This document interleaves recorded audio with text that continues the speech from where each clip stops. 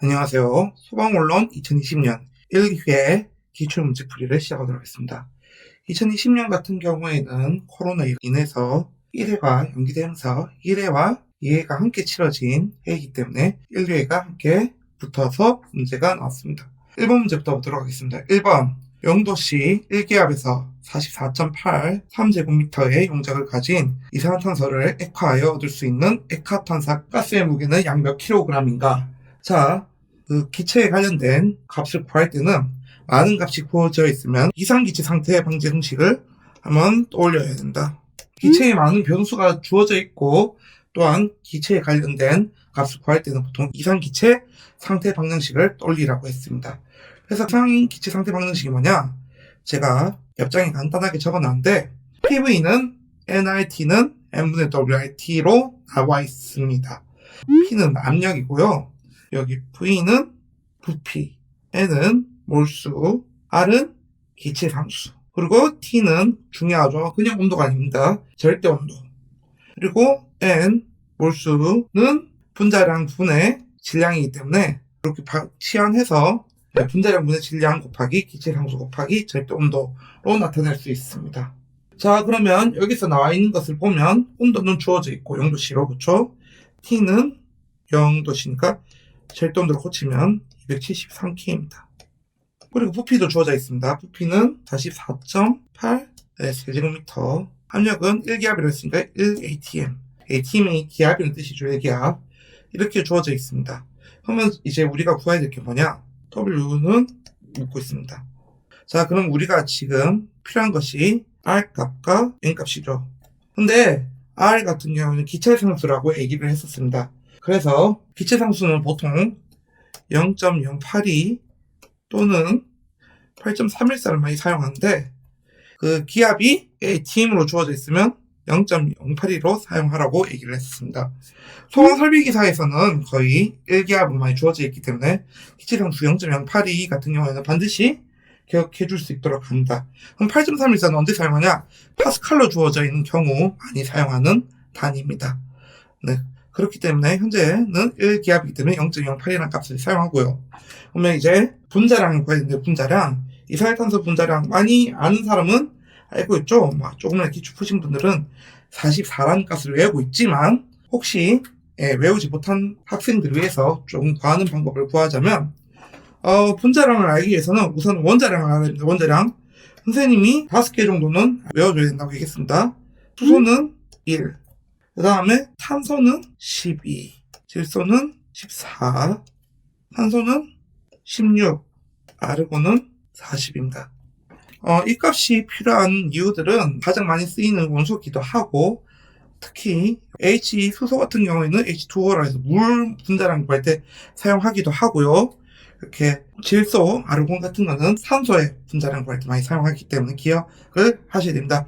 이산화탄소의 분자식은 CO2이기 때문에 총 C가 1개이기 때문에 탄소가 1개이기 때문에 12 곱하기 1 그리고 산소가 2개죠. 산소가 2개면 2개를 곱해서 구해주면 44라는 값이 나옵니다. 요게 이산화탄소의 분자량의 값이죠. 그러면 이산기체 상태 방정식을 무게 관련식으로 정리를 하면 W는 RT분의 PVM이고 이 식을 정리하면 이렇게 나오죠. 그래서 구한 것들을 넣어주면 된다. R은 기압이 주어졌기 때문에 0.082를 넣어주고요. T는 절대 온도이기 때문에 273. P는 1기압이기 때문에 1. 부피는 44.8이라고 했습니다. 그리고 분자량은 44이기 때문에 이것들을 구해보면 약 88.06kg 나옵니다. 그래서 보기를 돌아가서 가장 가까운 값을 보면 보기 1번인 88이 정답이 된다는 것을 알 수 있습니다. 네, 정답은 1번이고요. 다음 문제로 넘어가도록 하겠습니다.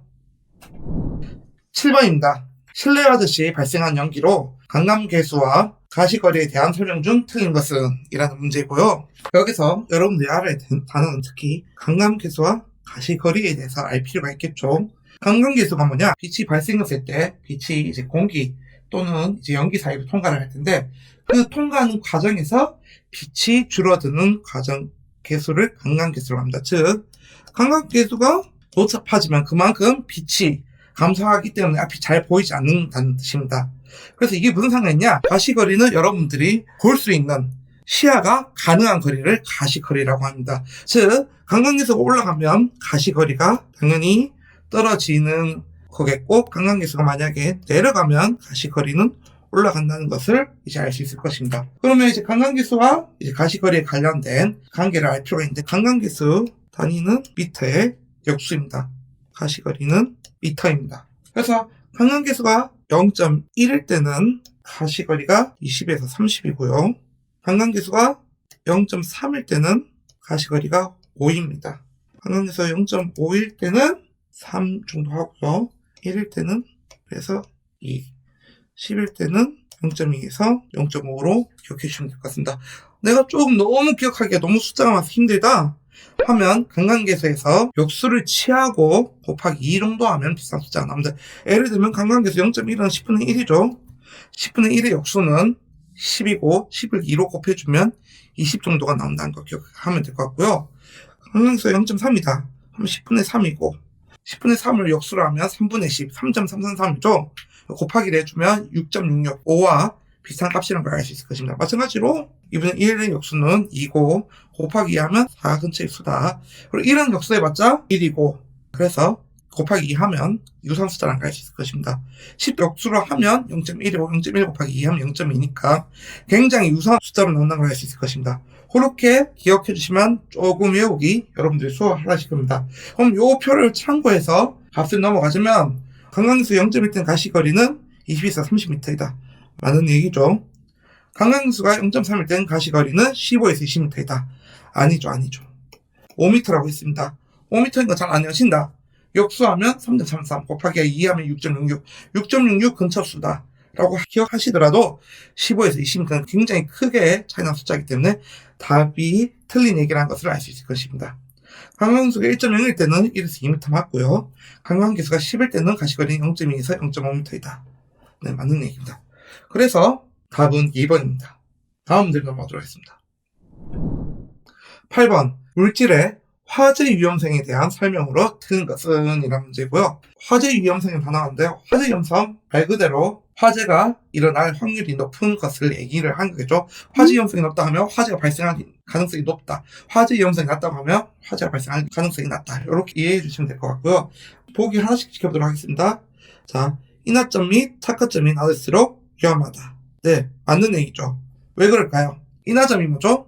인화점은 불을 갖다 댔을 때 연속으로 일어날 수 있는 최저의 온도, 즉 활성화 에너지라고 생각해 주시면 될 것 같고요. 착화점은 뭐냐? 불을 가져도 되지도 않았는데 스스로 불이 나는 열에너지가 주어지지 않았음에도 불구하고 연속으로 일어날 수 있는 최저의 온도를 착화점이라고 했습니다. 즉 인화점과 착화점이 낮으면 어떤 위험이 있을까요? 불이 잘 붙을 수 있겠죠. 그렇기 때문에 화재 위험성이 높다는 거, 인화점 및 착화점이 낮다는 거는 불이 잘 붙을 수 있다는 거기 때문에 위험하다는 겁니다.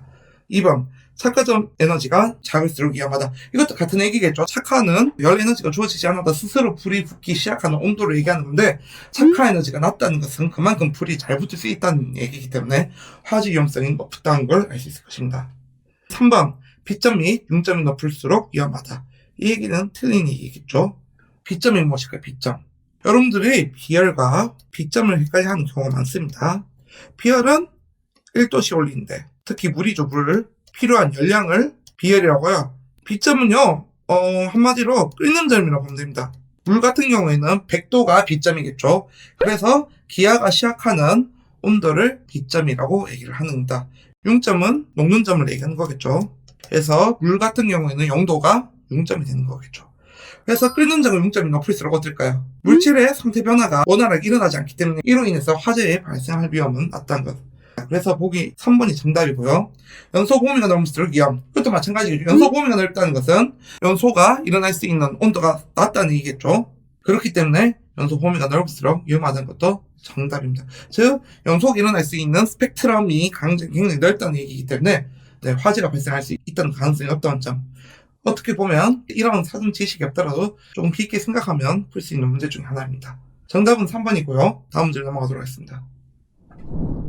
9번 이산화탄소의 증기 비중은 약 얼마인가?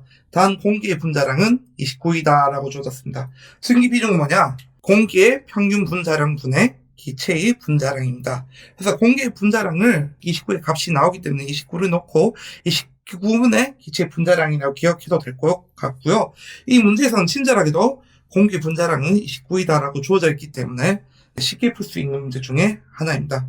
자, 이산화탄소의 기체 분자량은 공해체 1번 문제에 44라고 풀었기 때문에 여러분들이 들고 있는 지시를 가지고 문제를 풀어보자면 29분의 44를 넣어서 계산기를 두드려 보면 지금 실시간으로 약 1.52가 나온다는 것을 알 수 있을 것입니다. 그래서 정답을 가까운 것을 보면 보기 2번인 1.52가 정답이라는 것을 알 수 있을 것입니다. 그러면 공기의 평균 분자량에 대해서 물어볼 수 있을 것 같은데 공기 평균 분자량도 그대로 가면 됩니다. 앞에서 풀었었죠? 여기 보면 기억해둔 원자량은 수소, 탄소, 질소, 산소, 아르곤 요 4개를 기억해달라고 했죠? 요걸 가지고 풀면 됩니다. 공기의 비율, 질소가 몇 프로죠? 78%겠습니다. 산소는 약 21%고요. 그 다음에 아르곤이 1%입니다.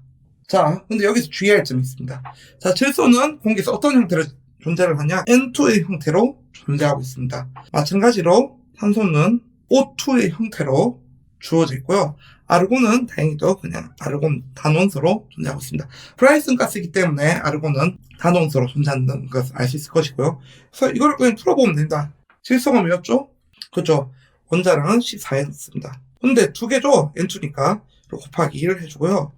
0.78 해서 더해주고 산소도 두 개라고 했습니다. 산소는 16이라고 했습니다. 근데 O2야. 그래서 곱하기 2 곱하기 0.21 더하기 아르곤은 40이라고 했습니다. 40 곱하기 0.01 해서 계산기를 넣어서 풀어보면 약 28.96이 나오냐? 그래서 약 29가 나온다는 것을 기억할 수 있을 것입니다.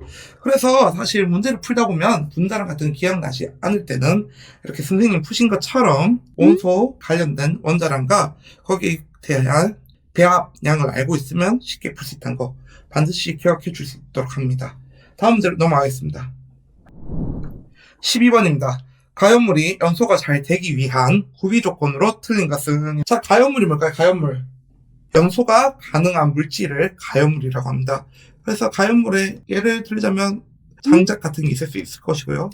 도시가스 같은 것들도 다 가연물이 될 수 있겠죠. 그리고 뭐 라이터에 들어있는 기름도 가연물이 될 수 있겠죠. 네, 그래서요.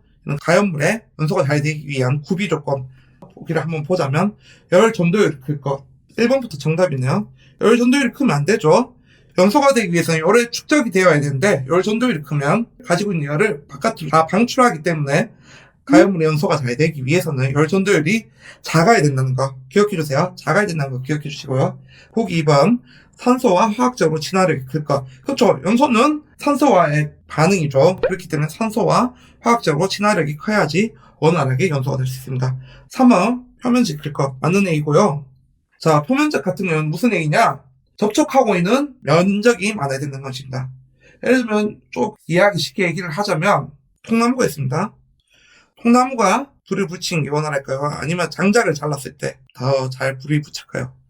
그렇죠. 여러분들도 알고 있죠. 불이 잘 붙기 위해서는 장작을 베죠. 그 이유는 통나무에 돌을 붙이면 여기에 표면적은 여기밖에 되지 않겠지만 장작을 베면 어떨까요? 조가리가 나 있는 각 면불로 붙을 수 있기 때문에 표면적이 넓어지면서 오염소가 원활하게 된다는 것을 알 수 있을 것입니다.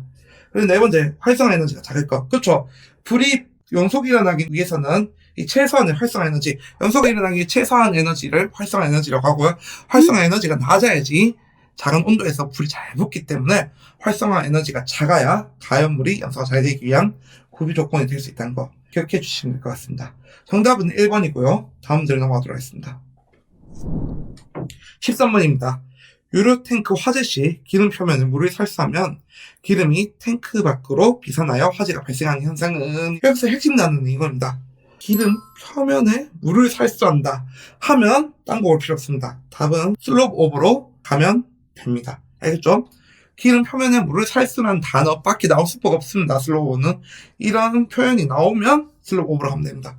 플래시 오버는 보통 최상기라는 단어가 많이 나오죠. 그래서 성장기에서 최상기로 넘어가는 단계에 시기 발생하는 단어고, 프로스 오버는 점성이 높은 이란 단어가 나오면 보통 프로스 오버일 가능성이 매우 높습니다. 플래빗 같은 경우에는 유료 탱크가 이제 균열이 발생했을 때 발생하는 것이죠. 그래서 탱크, 균열이라는 단어가 나오면 이제 블랙으로 선택을 해주시면 될 것 같습니다. 그래서 답은 기름 표면에 물을 살수했기 때문에 답은 일반 슬롭 오버로 체크를 해주시면 될 것 같습니다. 다음 문제로 넘어가겠습니다. 20번입니다. 밀폐된 뇌어 건물에서 실내에 화재가 발생했을 때 그 실내의 환경 변화에 대한 설명 중 틀린 것은? 이라는 문제고요. 보기를 지켜보도록 하겠습니다. 답은 1번인데 바로 등장했네요. 기압이 극강합니다. 여러분들 생각을 해보세요. 실내에서 불이 발생했습니다. 그럼 뭐가 발생하죠? 그렇죠. 열과 빛과 연기가 발생합니다. 연기가 발생하면 어떻게 될까요? 이 방 안을 채우게 되면 공기만 있던 것들이 연기로 가득 채우게 됐으니까 당연히 기압이 급상승하는 효과를 나타냅니다. 여기서 기압은 공기의 압력을 얘기합니다. 즉 기존에 공기만 있었던 곳에 연기가 차기 시작하니까 공기 플러스 연기가 됐으니까 당연히 물질이 늘어났고 이로 인해서 기압이 상승한다는 거 기억해 주시면 될 것 같고요. 자, 불이 발생하면 산소는 감소하겠죠. 왜냐하면 불은 산소와의 결합이니까요. 산소와의 반응이니까 산소는 감소합니다. 네, 일산탄소가 증가한다. 많은 얘기죠. 불이 붙는 과정에서 발생하는 연소 생산물이라죠. 일산탄소는 연소 생산물 중에 하나이기 때문에 증가하고요. 이산화탄소도 마찬가지로 연소 생산물이기 때문에 발생합니다. 그럼 이 두 개의 연소 생산물의 차이점은 뭐냐? 일산화탄소는 불완전 연소에서 발생하는 것이고요. 이산화탄소는 완전 연소에서 생성되는 연소 생산물이라는 거까지 기억해 주시면 될 것 같습니다. 이상 소방원론 20년 1, 2회 기출문제풀이 마무리하도록 하겠습니다. 감사합니다.